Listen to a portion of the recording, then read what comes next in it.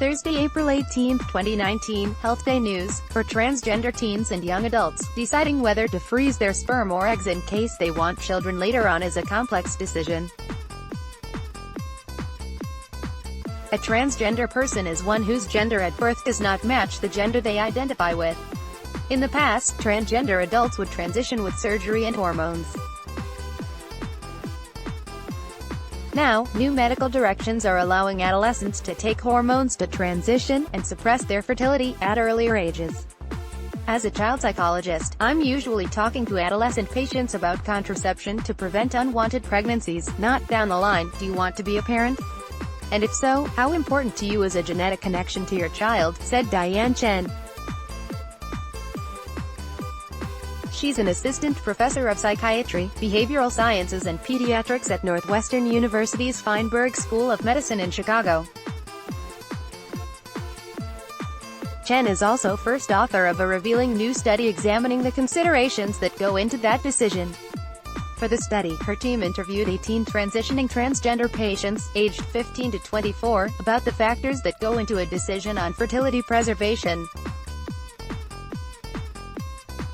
Key factors included their family values, such as a parent encouraging or pressuring them to consider freezing their eggs or sperm, knowing whether they want biological children, cost of the procedure and storage, and concern about worsening conflict between their physical and emotional gender if they delay hormone therapy or undergo an invasive procedure to preserve fertility.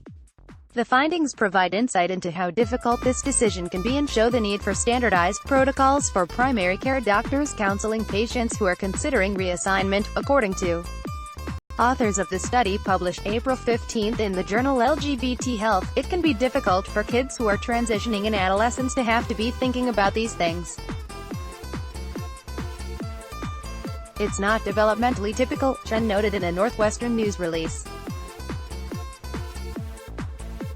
Fertility preservation only recently became an option for transgender youth, and it can be difficult and ethically complex for doctors. Potentially compromised fertility should not be a reason to prevent transgender adolescents from transitioning with hormones, but we should be taking steps to train doctors on how to talk to transgender youth about options, and support them in making these decisions, Chen said. Referring some patients to see a specialized fertility counselor for support might be a good idea, Chen suggested. But even specialists might need to revamp their protocols. One study participant said reliable information can be lacking. I do kind of regret not doing the fertility preservation thing, said one 18-year-old in the news release. The teen received counseling but did not pursue fertility preservation. I just wish they had told me, hey, there is a way, even after you start testosterone, to do fertility preservation. More information. The U.S.